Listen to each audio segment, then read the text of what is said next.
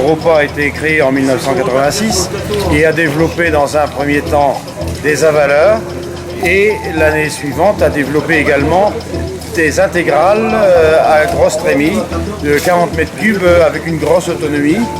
Et donc la société s'est développée au niveau international et la filiale en France a été créée en 2000. Donc en 2000 à Gaulancourt on a créé la société et il y avait alors à cette époque à peu près 3 à 5 machines et aujourd'hui on arrive pratiquement sur France et Belgique à couvrir 300 machines Europa, aussi bien les avaleurs que les déterreurs. On peut dire qu'en France on arrive maintenant à un chiffre d'affaires qui avoisine les 30 millions d'euros. Annuellement, nous vendons environ 30 machines neuves sur France et Belgique et à peu près le même nombre de machines d'occasion. On est environ 30 sur le site de Gaulancourt, aussi bien commerciaux que techniciens de service après-vente. On a un service après-vente qui tourne 24 heures sur 24 et 7 jours sur 7 parce qu'avec les déterreurs qui tournent en sucrerie, on ne peut pas se permettre de laisser les sucreries en panne. Donc vous, la particularité de Europa France, c'est que vous vous occupez de la commercialisation et du service après-vente. Oui, alors Europa France est une filiale à 100% d'Europa Allemagne. Oui. Donc il y a quatre commerciaux sur le terrain et on a à Gaulancourt le magasin pour France et Belgique et également le service après-vente pour la France. En Belgique, on a un partenaire qui développe tout le côté service après-vente. D'accord. Et donc c'est combien de personnes qui s'occupent du service après-vente?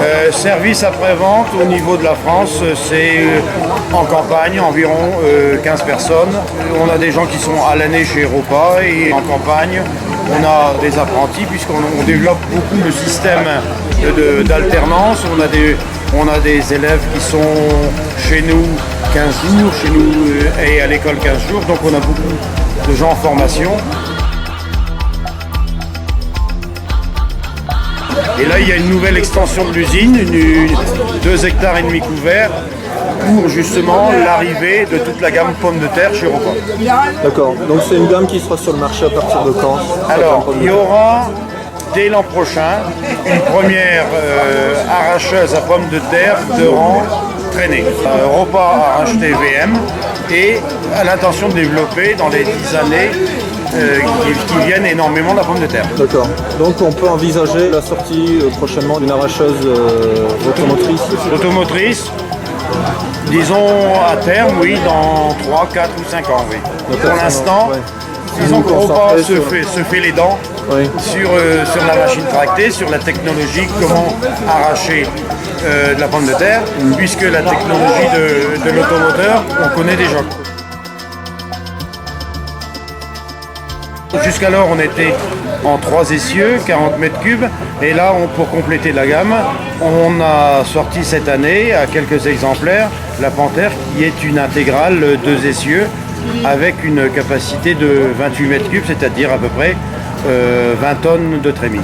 Et aujourd'hui, donc, on la présente avec un transborder, c'est-à-dire c'est une ancienne intégrale qui avait déjà fait sa carrière en intégrale. On a enlevé tous les éléments betteraviers et on l'a transformée pour qu'elle puisse uniquement servir en débardeur. C'est-à-dire que là, étant donné que la Panthère a une capacité, a une autonomie un peu inférieure, pour revenir au silo, on utilise le transborder.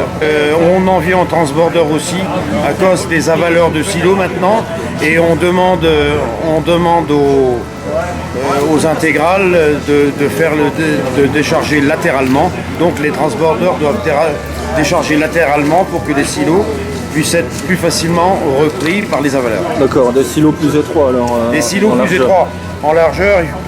La valeur reprend 10,50 m, donc il faut que le silo fasse au maximum 9,50 m, 9,80 m. La 2 essieux, la Panthère, bénéficie déjà, si vous voulez, de la nouvelle motorisation, le Tier 4 qui est exigible en 2014, alors que la Tiger va y passer dans les années à venir. D'accord.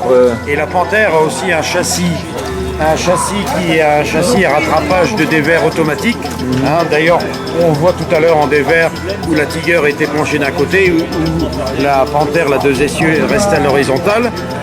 Et ça, c'est le système ASBS pour lequel on a eu une médaille d'argent à l'Agripex de Bruxelles qui va avoir lieu là Au mois de décembre, début décembre d'accord. à Bruxelles.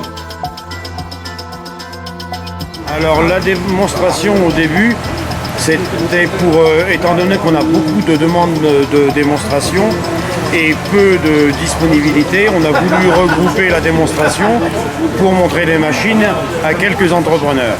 On a donné une plus grande importance aujourd'hui à la démonstration et on s'est dit que comme il fait ce temps-là, eh ben, on aurait pas mal de visiteurs, donc on a mis un chapiteau et on accueille un petit peu plus qu'on avait prévu. On avait prévu 5-6 entrepreneurs et finalement là, on a même un bus de scolaire qui est venu. Il y a beaucoup d'intérêt aujourd'hui.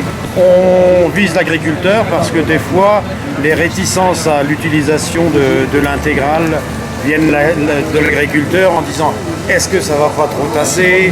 Et il y a beaucoup de questions qui se posent et on tient à y répondre ici aujourd'hui sur le terrain. D'accord. La Panther, l'année dernière, il y a eu 4 prototypes qui ont été répartis un petit peu partout.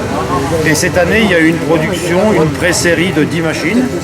Et sur les 10 machines, nous en avons 4 en France et une en Belgique.